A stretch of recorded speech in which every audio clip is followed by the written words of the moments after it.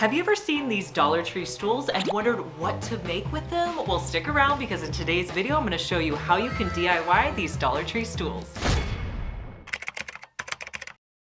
Last year was probably the first year that I noticed these tables at Dollar Tree. Now in Dollar Tree, they sell them in the Dollar Tree Plus section for $5. If you don't have the Dollar Tree Plus section at your store, you can pick them up at a similar store like Five Below. Now I realized that I did show you guys these plant stools last year, and that video went viral when I showed you all of the plant stools, but I did never do that many DIYs with them. I wanted a video where I could show you exactly how you could use these in your house. The plant stools or tables, I'll probably call them a stool and table in this video, they come in a variety of colors. So the colors I got were blue, I had a white, gray, and black. So for this first project, I am going to make a plant stool. I'll be using one of the black stools. Now to make a topper for this stool, I wanted to use one of my favorite products, which is Quikrete, to create a table base. Now, the hardest part I think for this project was finding something that I could use as the structure for my table. I needed a round tabletop that was bigger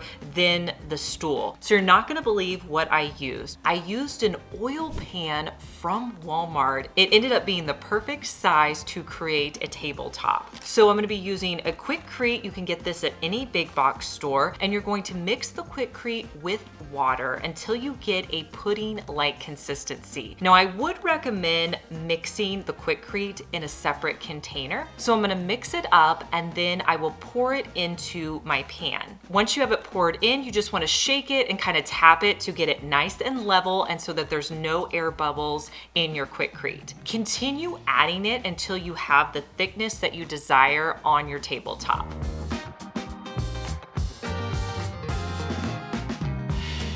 Once you're happy with it, you're going to take your black table and put it down into the Quikrete. Let this dry for at least 24 hours.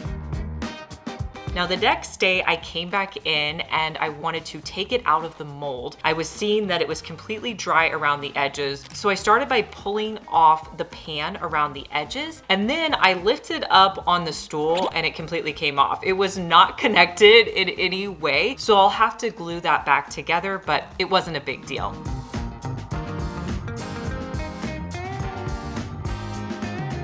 After I did this, I noticed that there was some circles on the top where the pan was. So I just used a little bit of sandpaper to sand down any imperfections.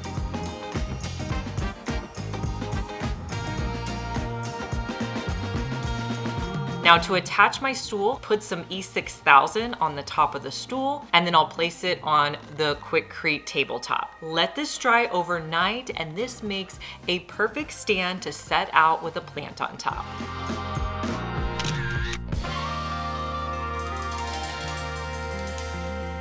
I wanted to see if there was a way that I could turn one of these plant stools into an ottoman. I know it's a little far-fetched and I wasn't sure if it was going to work out, but let me walk you through how I did this. So I started with a plant stool, and then I also picked up a roll of foam from Walmart. And then I'm going to need some fabric to wrap with it. So you can go to Joann's, get any kind of fabric you want. I went with a brown Sherpa fabric just because that's very in right now, that Sherpa material, and brown is a very popular color right now. So the first thing I did was lay out my foam because my thought was I'm going to wrap foam around the entire piece. So I measured it out to where I would have foam wrapping around the entire body of my stool and maybe going over about 2 or 3 inches. The next thing I did was measure out a tabletop. So the way that I did this was just to turn my stool upside down, and using a Sharpie, I just marked where I wanted to cut that out so that it was the right size to fit on top of my stool. I marked where I needed to cut and I cut out the foam.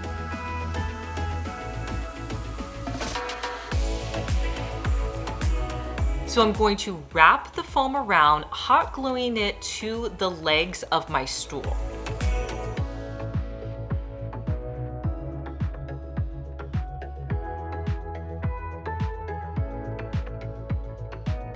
Now I did kind of mess up because I hot glued the foam piece to the top of my stool, and then I realized I probably need to cover it first before I do that. So I had to pull that up, but it wasn't on there very long, so it wasn't a big deal. Next, I wanted to wrap the outside layer with the Sherpa. So I kind of did the same method. I made sure I cut my fabric, so I had about 2 inches extra on each side. That way I could wrap it around and hot glue it on both sides, the top and the bottom.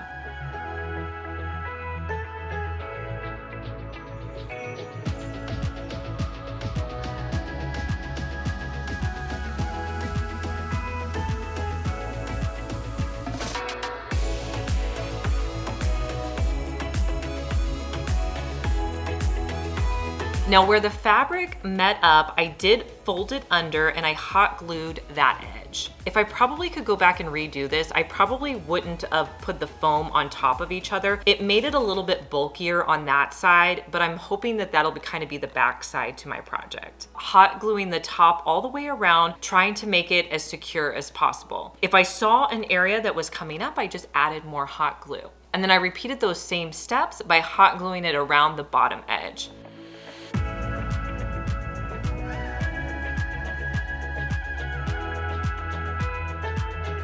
Now with my foam circle, I kind of did the same method as well. I put it down on a piece of fabric and I measured about 1.5 inches wider than the foam, cut out my circle, and then I went around and hot glued it to the foam and making sure that it was as flat as possible on the front.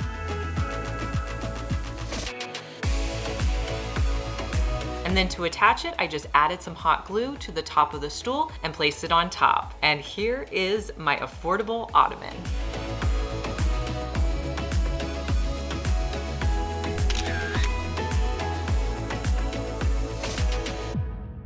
If you've made it this far in the video, thank you so much for watching. Comment the word of the day, which is Dollar Tree.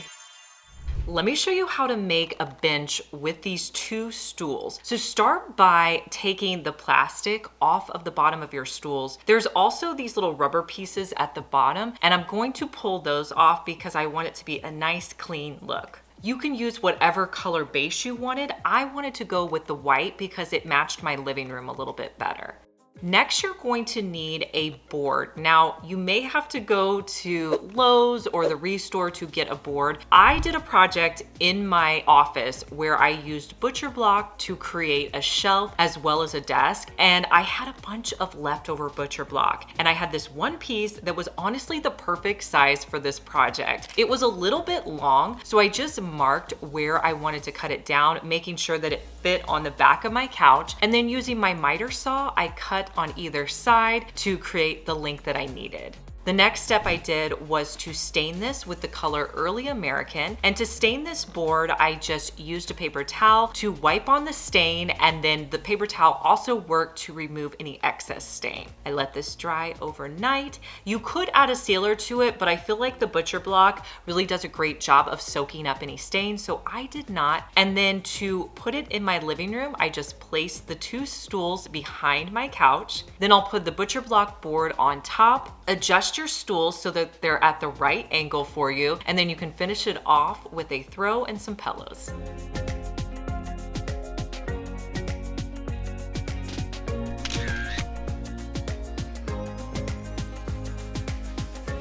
If you like a vintage look, here's an option you can try. Use one of the white stools, and you're going to, again, take off all the plastic. I'm going to remove those black feet at the bottom. Then you want to go to your local thrift store and find a tray that you love, something that really speaks to you. I found this silver tray. I thought it was adorable. And the only criteria that you need to have is the tray needs to be wider than your stool for this project. But it's so easy to put this together. All you have to do is add a little bit of E6000 to the top of your tray and then place your tray on top. Let it dry for 24 hours, and then the next day you can style it in your home. It makes a great side table.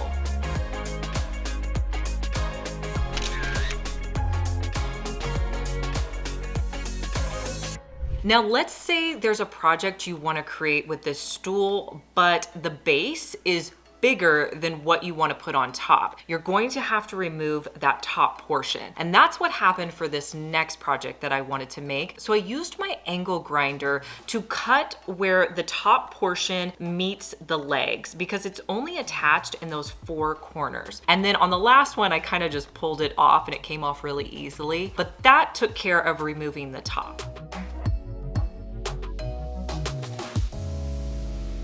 If you have a piece of furniture with drawers in it, hold on to those drawers because they make really cool vintage tabletops. I had this one side table that I was going to be replacing with something else, and it had this gorgeous drawer inside. It looked very vintage, very old, and I kept the drawer, and that's what I'm gonna be using to put as the top here. So what you wanna do with your drawer is just clean it up, get all of the dust off of it, and then you're simply going to add E6000 to the top of your legs and then place your drawer on top, let it dry completely, and then you can style it with plants or you can put decorative items around your house. I just love the vintage look to this piece.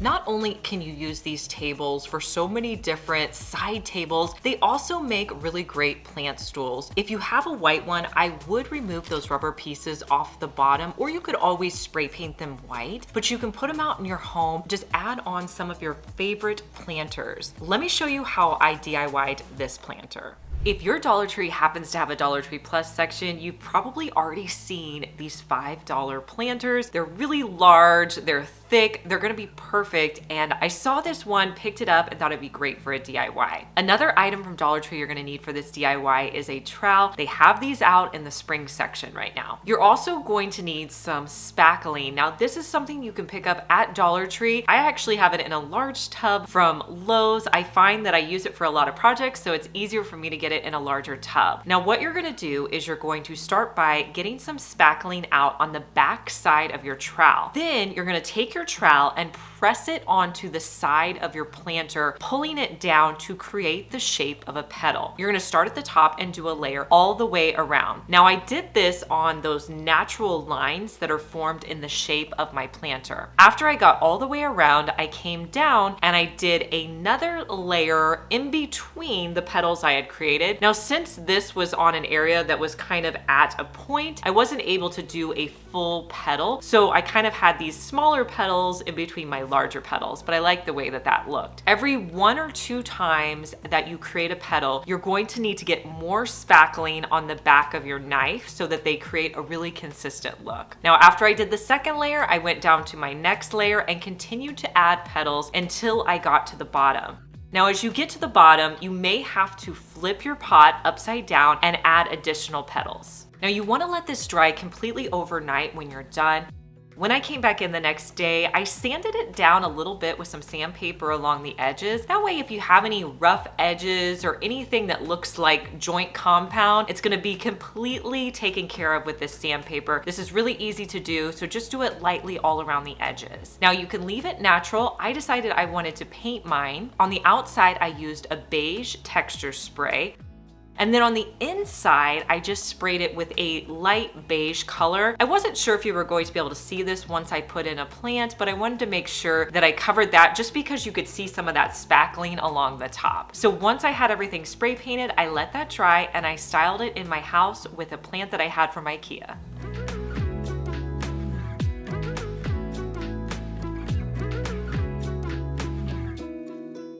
These plant stools are also great for outside.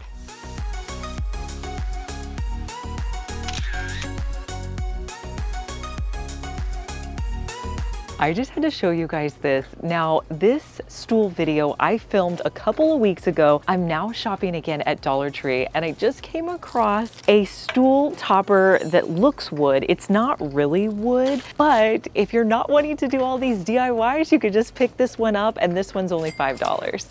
All right, it's your turn to vote. Let me know down in the comments which of these DIYs was your favorite, and make sure you subscribe because I want to see you back here, and I'll see you in our next one.